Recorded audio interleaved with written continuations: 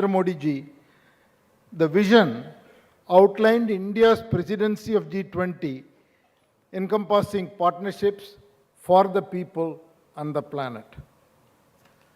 A word about India today.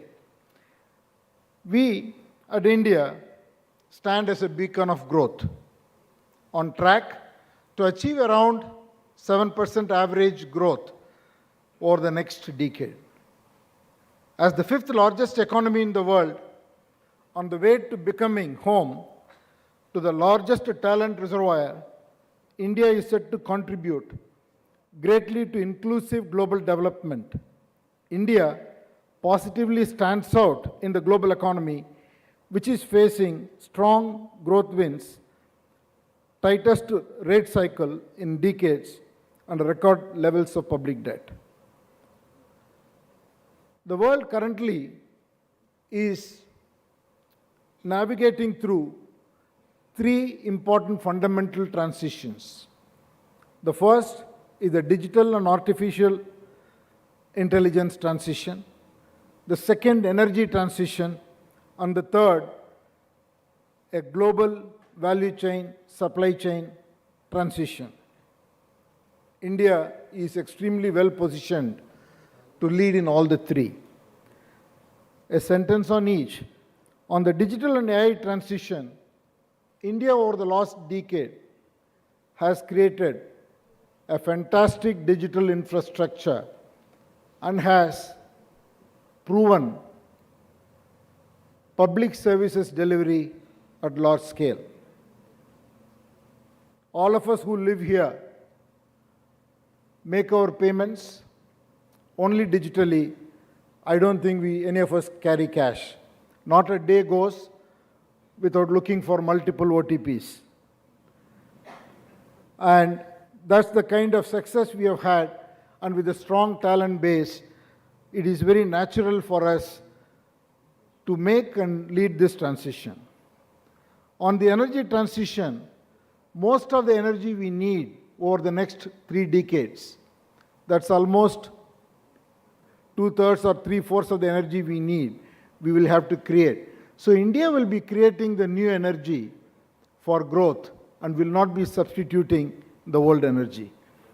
So that makes it easy to transition, and more importantly, that makes it most exciting and economically much more interesting for all investors. And the third, the current geopolitical shifts and a large domestic market in India, and the global presence of companies in India, and the strong talent base that we have, makes it very compelling for India to lead the creation of an alternative supply chain. So India has many things that goes in its favor. Also, the transformative government initiatives such as the public digital infrastructure, the PM Gati Shakti, the PLI incentive schemes, the Startup India, reduction in corporate taxes, and many of these initiatives are helping India sustain the fantastic economic momentum that we have among the G20 countries. But at the same time, India and all of us here are super committed to equitable growth, particularly in the global south, committed to sustainability and climate action, committed to innovation, and therefore India's growth journey will shape the world's future. So all of these thoughts that I talked about went into the actions that we wanted to take during the B20 India's leadership. When we took over the presidency from Indonesia in November last year, we aimed to build on the great work done by them, and also to create new pathways for finding solutions to some of the world's pressing problems.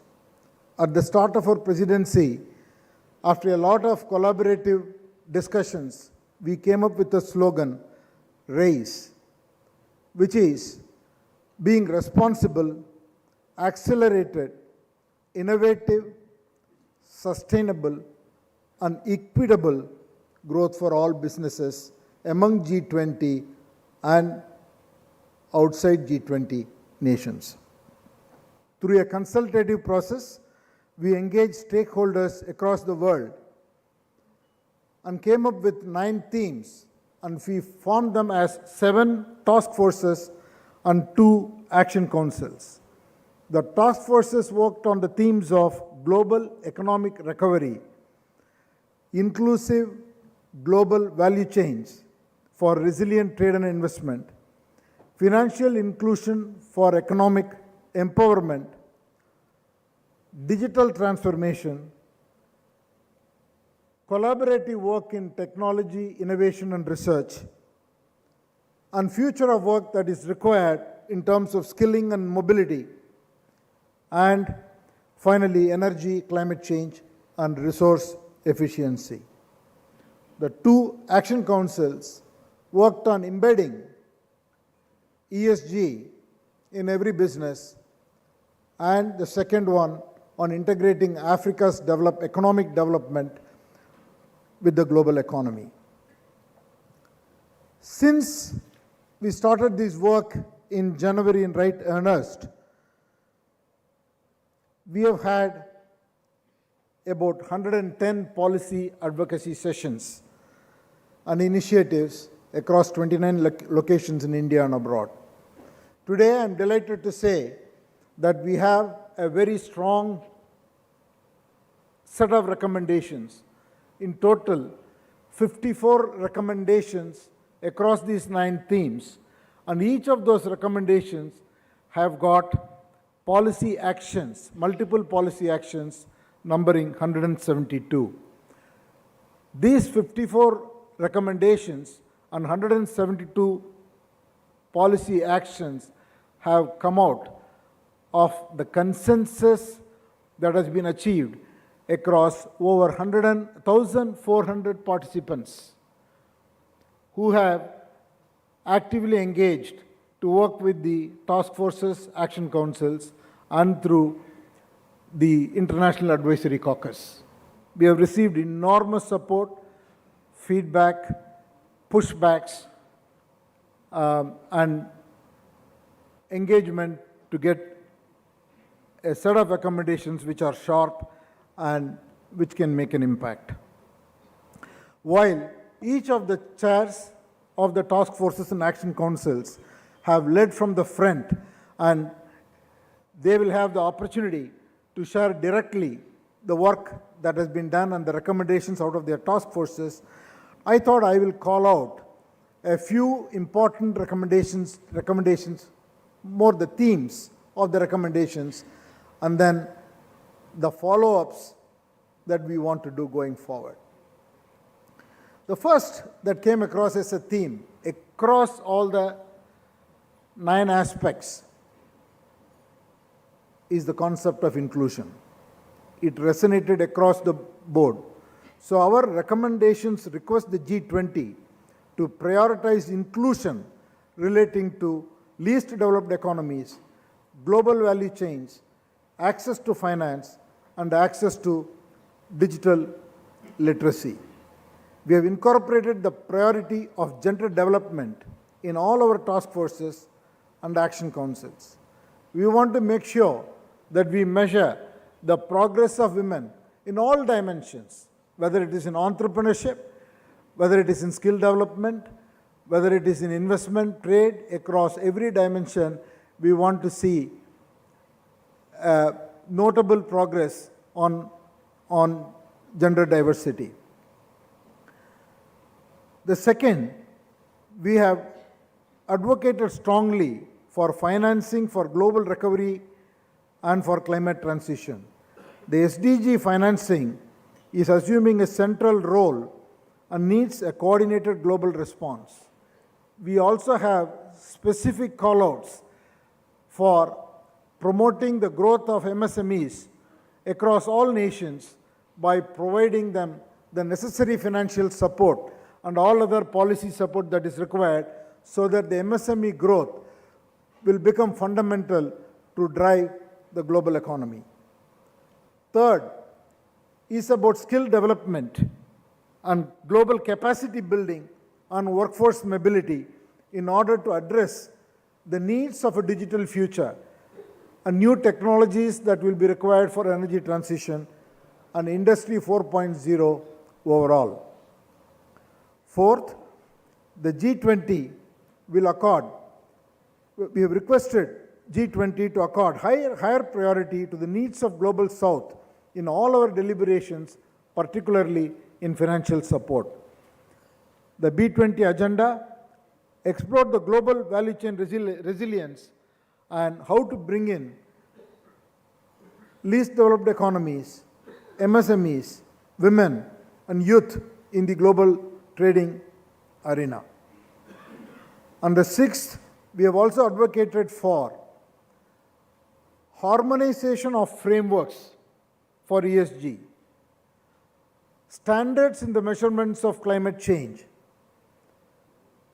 and skills that are required to be uniformly available across the globe by facilitating knowledge sharing, by facilitating movement of mobility, cross-border exchanges. Particularly keep in mind the capabilities that differ between the advanced nations and the emerging economies.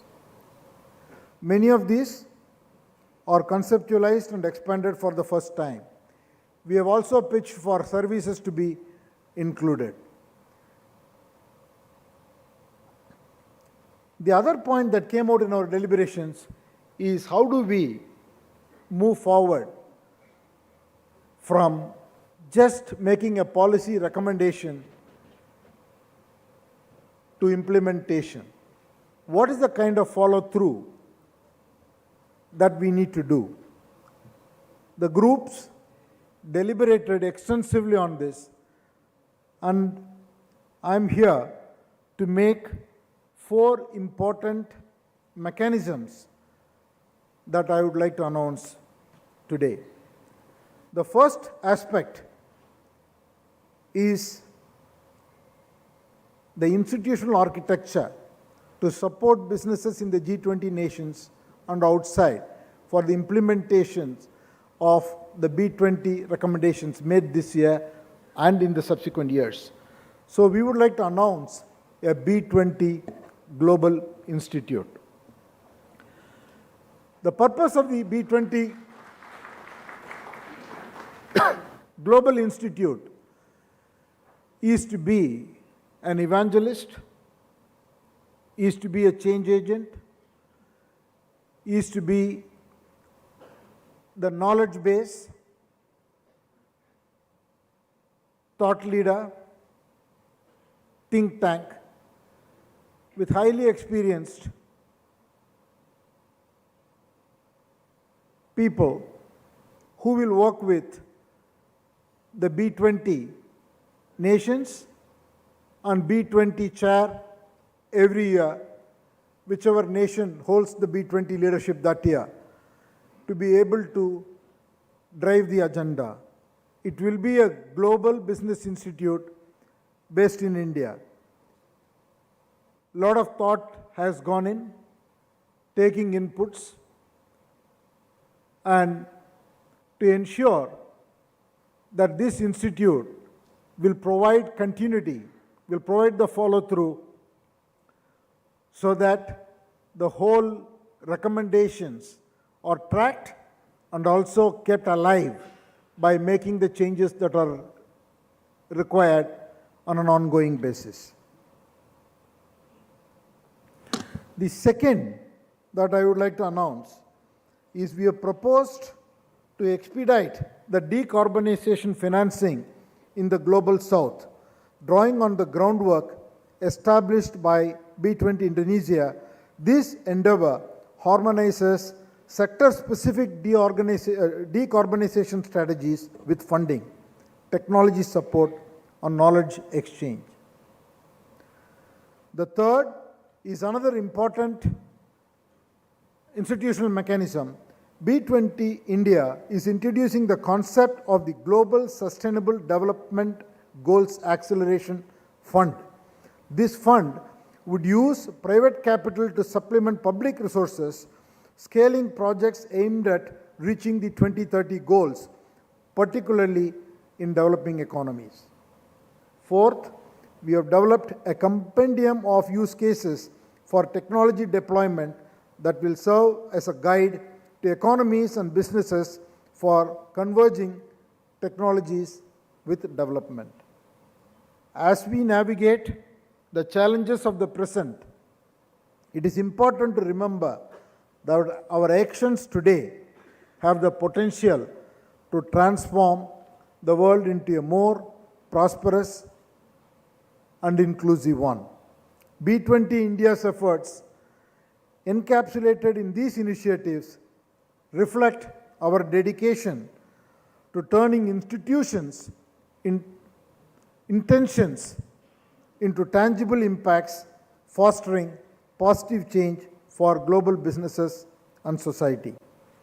As we come together for a shared vision of prosperity, let us work hand in hand, ensuring that our collaborations lead not just to economic success, but to a deeper prosperity for all. As we kick off today the summit, I would like to express my personal appreciation to Indonesia for their leadership of the B20 in 2022. Their work helped us as a good platform and helped us sharpen our views, and also focusing on creating a system to monitor and advocate the implementation of the recommendations across cycles on a continuous basis. As we consider our work during the year, I also want to thank our Honorable Prime Minister, under whose vision the B20 was able to achieve both an ambitious and concrete outcome. During the next 2 days, I personally look forward to the recommendations being discussed and hopefully a broader acceptance and consensus among all of you sitting here across 55 countries. And hopefully we will have the opportunity to share this with the trade ministers of the G20 nations who will be here this evening and get their support so that the recommendations can be placed in front of the G20 for their adoption. I also want to thank a lot of governmental support we have received from the ministers of Finance, Commerce and External Affairs and the secretaries of the various departments. With those words, I want to welcome you all once again for an excellent set of discussions that have been planned over the next 2.5 days. And thank you once again. Thank you very much, Mr. Chandrasekaran, sir. I'd like to now take the opportunity to invite on stage the G20 India Sherpa, Mr. Amitabh Kant, to please join the dignitaries on the stage and jointly unveil the B20 India communique.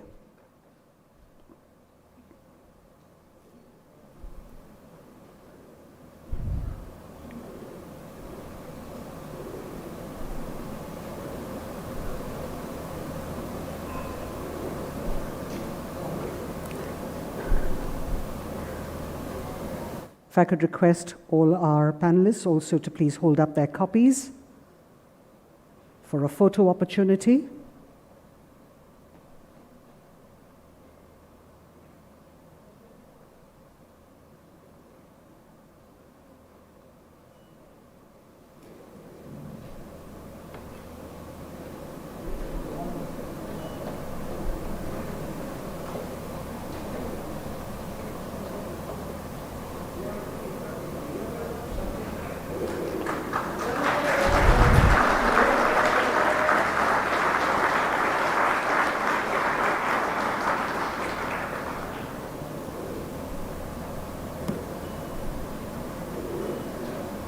the B20 India communique, jointly unveiled by our panelists and the Sherpa of G20 India. Thank you very much, Mr. Kant, for joining us for the unveiling.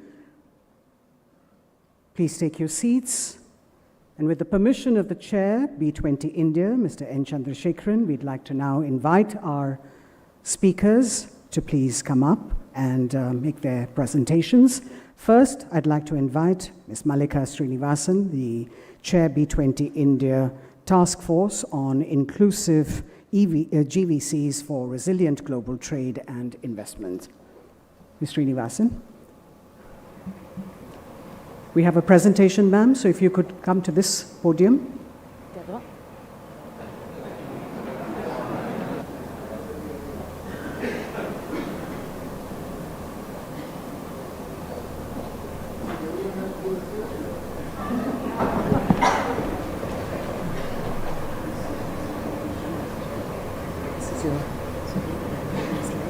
Yeah, or you can do this.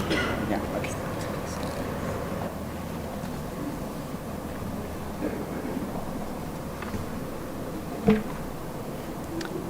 Can I have the slides up, please? Good morning.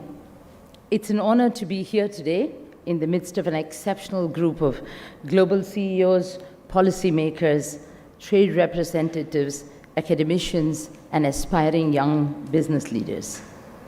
At the outset, I'd like to thank each one of my co-chairs on the task force for inclusive GVCs for resilient trade and investment for their invaluable contribution in shaping the policy recommendations.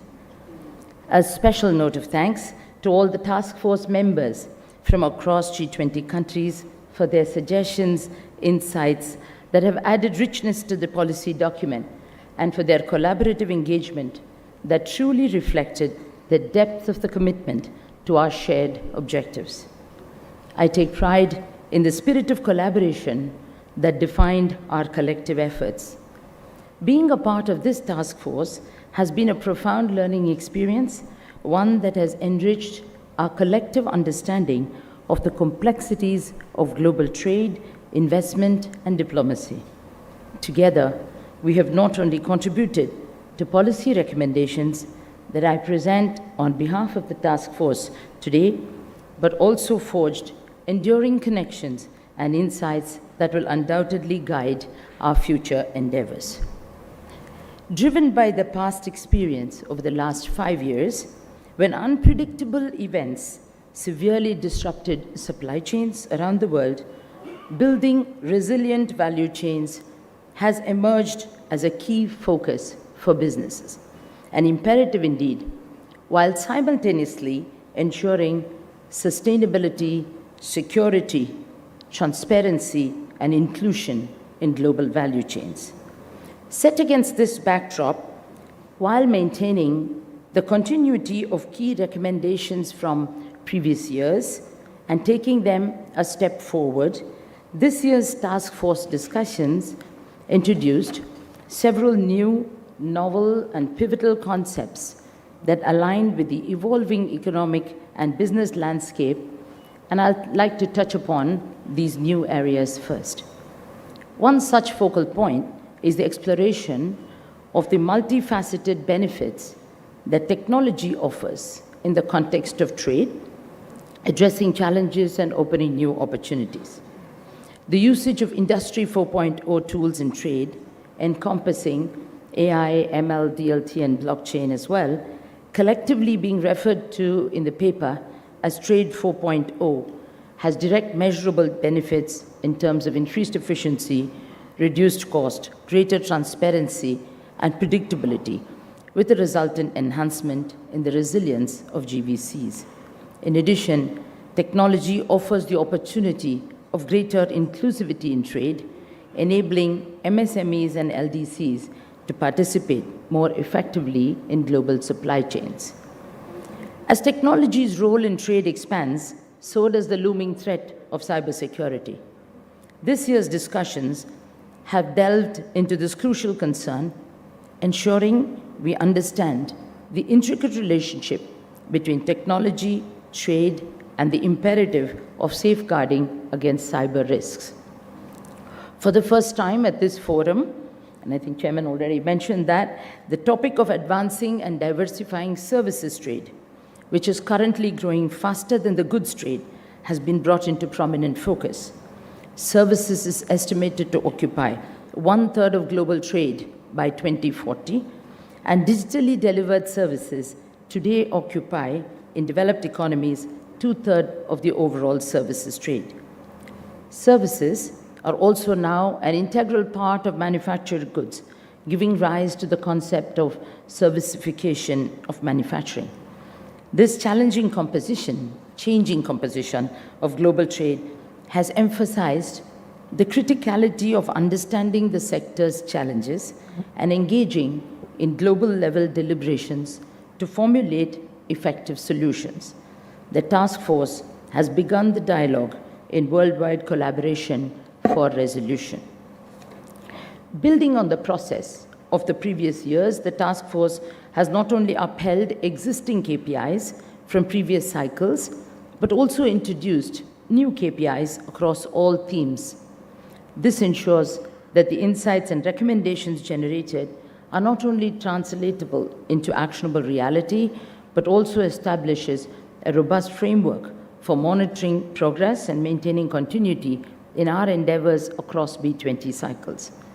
The new KPIs include human development through food security by tracking the number of undernourished people globally, world population engaging in online purchases and the percentage of population using the internet and LDCs, both towards measuring digital penetration, FDI in services by announced greenfield projects, percentage of LDC share in global exports, and formal MSMEs in developing countries with unmet financial needs, again, both towards measuring inclusivity.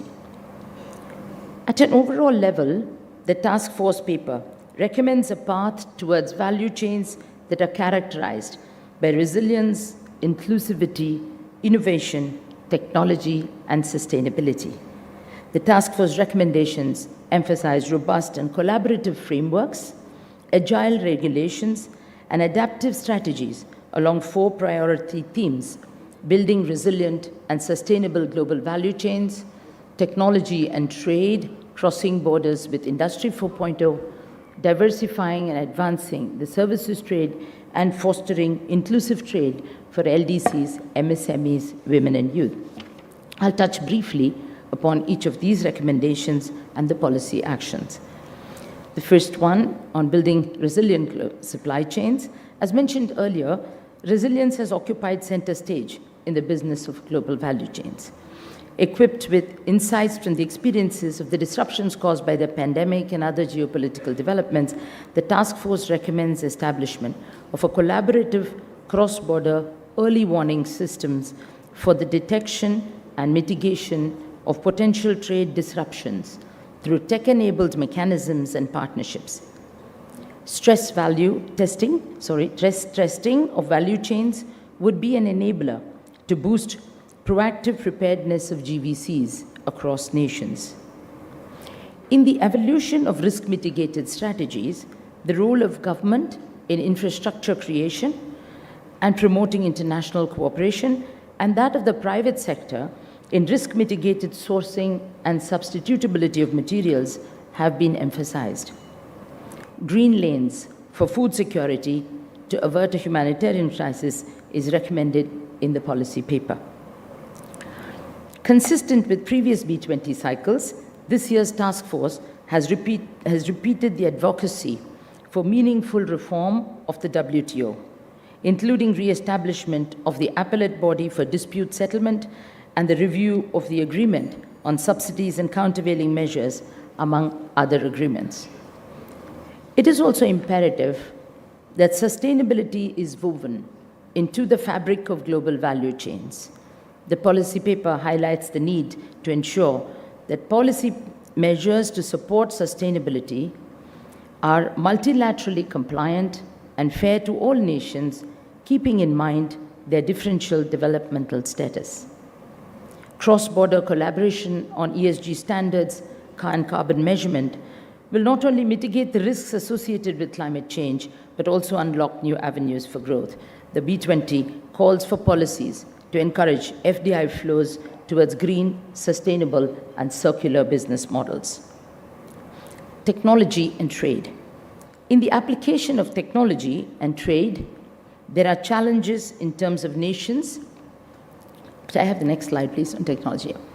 In the application of technology and trade, there are challenges in terms of nations being at various stages of digital maturity, with different levels of digital infrastructure and technology adoption.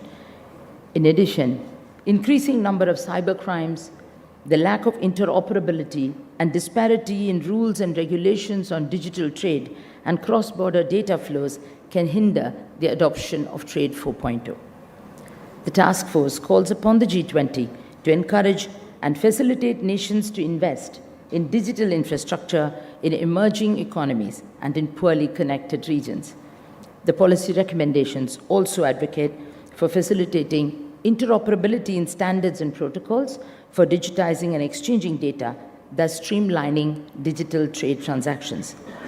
It urges nations to cooperate to address cybersecurity concerns on a large scale across value chains that transcend borders. Diversifying and advancing the services trade, specific policy actions in the area of services that are aimed to ease the advancement of the services trade relate to the classification of services and the disaggregation of embedded services in manufacturing. Facilitating the secure flow of data through addressing regulatory standards while ensuring privacy and cybersecurity safeguards can unlock new avenues of growth, and the paper stresses this aspect and the need to foster LDC participation in the services trade through investment, mentorship, and skill upgradation. And finally, the fourth recommendation, the inclusivity agenda is at its inflection point today. The economic slowdown, rising inflation, and risks emerging from geopolitical conflicts, if left unaddressed, can trigger millions being pushed into extreme poverty, and the paper calls for addressal of these. LDCs, micro, small, and medium enterprises, women and youth remain underrepresented in a global trade, and the policy paper highlights the criticality to bridge the economic divide faced by these segments through the creation of opportunities, institutions, platforms, skill building, and appropriate regulation. The task force calls for the development of requisite infrastructure and trade financing for the enhanced participation of marginalized trade participants in global trade. A concerted, collaborative, and cohesive effort through inclusive trade and investment policies would be in the true spirit of the concept of the world as one earth, one family, one future. The task force believes that we all together can shape a future where trade and investment flourish, creating a more prosperous, inclusive, and resilient world. Thank you, and thank you for this opportunity.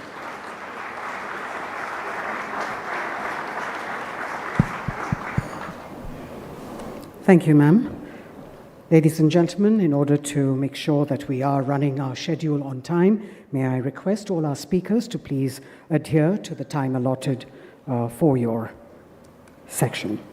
I'd like to now request the Chair B20 India Task Force on Future of Work, Skilling and Mobility, Ms. Shobhana Kamineni, to please make her presentation. Hi, thank you.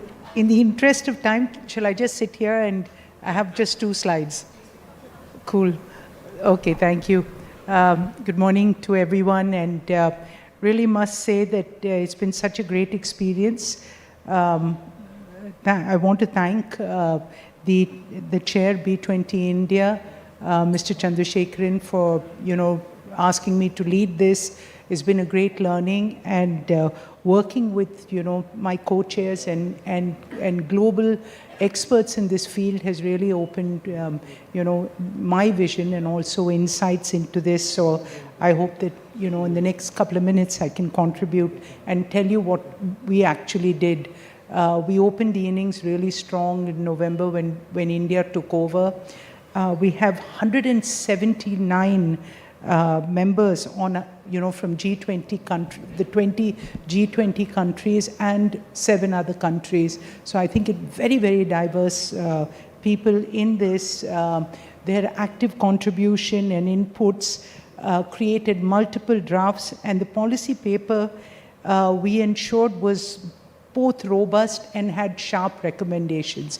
One thing I can tell you, Chandra and Mr. Kant, this is probably the shortest document you would have got. We kept it under 60 pages, and we said, let's make this into an interaction that would actually, that would help the ministers, be able to conclude a policy on this. So we just took 3 frameworks, and I want to dive straight in. So we did the future of work, skilling, and mobility. We used these 3 sharp pillars, of course, under the RAISE framework, and then said, what could we do? And we have from there just 7 recommendations. So what is this thing about the first pillar, which is the future of work? So the nature of work, as all of you know, has really changed, not just post-pandemic, but actually whatever we've been experiencing, whether it's generative AI or technology and conflict and population rise. So the nature of work, the nature of workplaces also has drastically changed. And I do not want to get into it because all of you as business leaders have been dealing with this and understanding and rapidly shifting. And the third is the nature of the workforce is experiencing dynamic changes also in terms of concentration. So there's a need now to recognize and enable diverse forms of work, including open-ended gig workers, fixed-term, agency, part-time, and the self-employed work, as well as a means, how do you organize them? And the platform workers, they're flexible work markets now, and all these are crucial for all our businesses to enable them to respond to the changing markets and for future disruptions. So there's a whole context of what we needed to do under this pillar. The second pillar I want to move on to is really about skilling. And if you see, according to the World Economic Forum, 50% of employees worldwide will need reskilling just by 2025. And even in the longevity of the workforce today, as many countries, are experiencing, it's not just about, the first skill you learn, but it's probably in your life cycle, the many, many skills that you will continue to learn and upskill and reskill. And this is something that needs to be recognized and codified. And this understanding of both business enterprise as well as the workforce for the emerging skill needs a thorough reskilling and upskilling a framework of how we define it and how can we make it much, much more robust to increase productivity. By emphasizing the significance of skilling, we can proactively respond to the changing demands and really seize the many opportunities. Now, the third pillar is mobility, and I think that this resonates in this world of migration, of conflict, and of climate change. So many of these have forced migration. In India, of course, I think it's part of our life that people move from the villages and they come to cities looking for jobs. But now what we realize is that in a global world, for instance, just to give you one data point, is that India by 2030 will have the world's most, in the age group of the most productive, 38% of people will be dependent on living with families. So the rest of them, so this has changed almost by double in the last 20 years. So in the last in the next 7 years, we're going to be producing so many more people for the workforce. And I think that the ability, and this is the same with many countries in the global south, that we can actually offer aging populations an ability, if there's enough mobility in there, how do we open those doors? And what do we need to do to be able to create an environment where not just state to state, but actually how do we move across countries and continents? That would be really I think the North Star for this particular pillar. And into that, I think it's important that we've given 7 recommendations, Chandra. And the first one is developing a framework for defining jobs of the future. And this is key, because unless you can define it, how can you actually go about implementing it? So this definition is something that we all agreed on. 2 is bridging the formal and informal workforce divide. 3, accelerating workforce skilling to adapt to changing industry demands. 4, especially in the post-COVID scenario, ensuring mental well-being of the workforce. This has emerged as actually a great thrust area. 5, removing policy barriers and leveraging technology to enable cross-border mobility. 6, boosting global workforce mobility to match skill demand and supply. And finally, taking the initial steps to build a universal labor information management system, this ontology. So, when you're creating the center of excellence that you're creating for B20, I think this would really become a very important part of what India would continue to give in the B20 moving forward. So to conclude, I'd like to emphasize again that we were dedicated to give you tangible outcomes. We hope that it's been very effective, that and there was a lot, actually there was quite a bit of debate, and I want to thank the CII Secretariat that was just outstanding, and of course Accenture that helped pull all these, 179 different members, and each one was pulling in a different way. We put it together, and I think that we made it really practical for everyone out here, because we're all business people. We need something, because we realize that, if we can create a productive workforce, I think there's no better beginning to a true Vasudeva Kudumbakam. If everyone is productive, all the rest will actually flow well, that we can give proper jobs and livelihoods. So thank you for the opportunity. Thank you, Ms. Kamineni. May I now request Mr. Krish Gopalakrishnan, Chair B20 India Task Force on Tech, Innovation and R&D, to make a very brief presentation, sir. We have a request to all our speakers to please shorten their presentations to just 4 minutes. Thank you.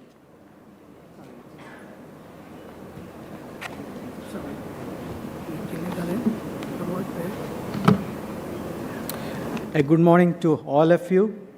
Technology is the key driver for change, and collaboration on innovation and R&D is the way to combine our collective intent to actions, goals into results, and challenges into opportunities. With this, the mission of the Task Force on Tech, Innovation and R&D was tasked to leverage the capabilities of the B20 to promote sustainable development goals through affordable solutions and global scale business models. The task force was anchored by leaders from different B20 countries and organizations. This task force is a collaboration of more than 170 members from around the world. And I'm very thankful to all the co-chairs and the members for a fruitful set of deliberations and outcomes. The goals were set as increased cooperation and collaboration to address global challenges, launch collaborative R&D programs in emerging technologies, and share best practices. I would like to summarize the key recommendations from our task force across 3 pillars. We have compiled a compendium, and Chandra talked about this, with over 125 exemplary case studies from the G20 spanning innovation, technology, and R&D. We have identified certain technologies around which we have recommended launch of collaborative R&D programs, and we have also recommended creation of a technology platform for R&D collaboration. Looking at the next level of detail, The compendium, consisting of the best practices and case study, will be released in our panel tomorrow, so please be there. The themes were grouped into 4 major areas, namely digital, deep and emerging technology, green tech and circular economy, and some foundational domains of influence by creating focused subgroups. Expert volunteers anchored these subgroups to finally arrive at 14 impactful recommendations that have been submitted by our task force. One of the key recommendations from our task force is to set up a virtual digital lab and library as a platform to promote collaboration for R&D, knowledge transfer, and dissemination of the latest information on globally available resources. I will not go through every one of them, but this is available to you. The Internet for all is very important. Under the deep tech and emerging, I will just mention one example, which is to look at collaboration on technology-enabled cancer research. Just one example of how we can use deep tech for collaboration and doing societal good. Under the green tech and circular economy, we have looked at many suggestions that promote supply chain practices to facilitate research on alternative materials, traceability of recycled materials, and to establish global standards for green materials. Under the foundational domain, we have looked at an innovative body for high-tech collaboration to incubate startups. We looked at nurturing ecosystem for transition from TRL3 to TRL7, etc., the Valley of Death, and a Center of Excellence and Human-Centered Design. We have also come up with a way to institutionalize, and I hope that the B20 Global Institute will take this forward, to build a collaborative platform along with Brazil, and we also recommend that sustain the best practices compendium so that can be refreshed every year. Now I want to conclude by thanking Accenture, the knowledge partner, the CI Secretariat, Mr. Chandrasekaran, who chaired the entire set of task forces, and all the participants in our deliberations. Without their complete cooperation, we would not have succeeded. Thank you all very much.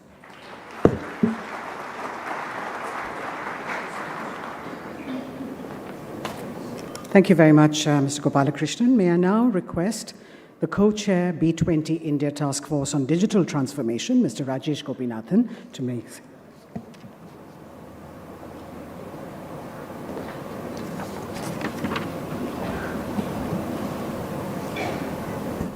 Good morning, everyone.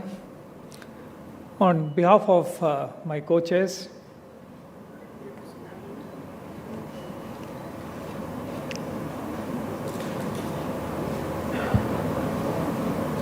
all right, while they get the slides up, on behalf of my co-chairs on the Digital Transformation Task Force and members from more than 150 participating organizations, it's my pleasure to summarize our deliberations and recommendations to this August audience. Can I have the slides up, please? Our deliberations focused on 4 priority areas. Next slide, please. These cut across what we believe are 4 foundational themes required for digital transformation. First being promoting universal connectivity. Second, ensuring digital literacy and reducing the skill gap. Third, to ensure that we promote digital transformation at the MSME level and take them along with us in this journey rather than depend on technology diffusion and trickle-down effects. And finally, ensure that we promote digital trust by focusing on harmonizing cybersecurity standards. Across these 4 priority areas, the task force has come up with policy recommendations around each of these. Next slide, please. On universal connectivity, the focus has been that we need to think about this as a fundamental foundational layer to ensure transformation happens, and therefore giving access to accelerated, universal, high quality, reliable, future-proof connectivity is going to be critical to ensure that we increase digital penetration and drive sustainable growth across communities and regions. On digital literacy, the main focus that we wanted to make sure was that we drive inclusivity by developing a global minimum standard for digital literacy, which will allow for international skills portability, similar to what Ms. Kamneni spoke about on the digital skills side. And this will be critical for the creation of an inclusive and diverse workforce throughout this entire space on the digital side. Third, on enterprise transformation, our key recommendation is to ensure that we provide sustainable and easily accessible finance available to the MSME sector to ensure that they are able to invest in digital transformation from the go, and that we create enabling foundational platforms that are globally recognized and sector specific to make sure that we drive it, and of course, enabling policy environment around that.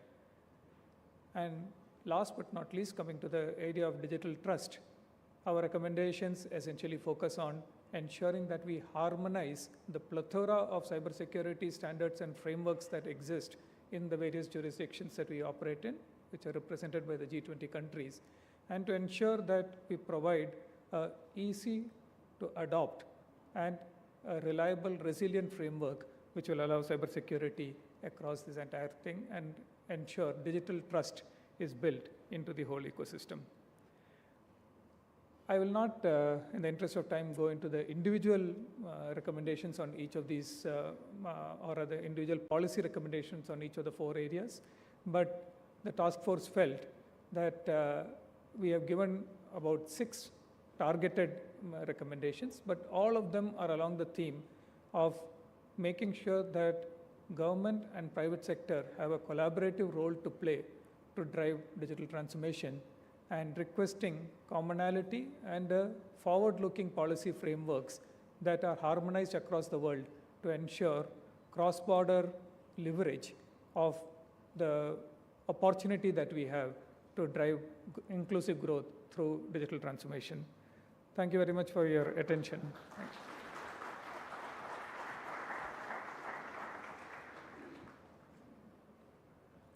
Thank you, sir. I'd like to now request Mr. Sajjan Jindal, Chair B20 India Task Force on Energy, Climate Change and Resource Efficiency, to please share his recommendations. Good morning, ladies and gentlemen.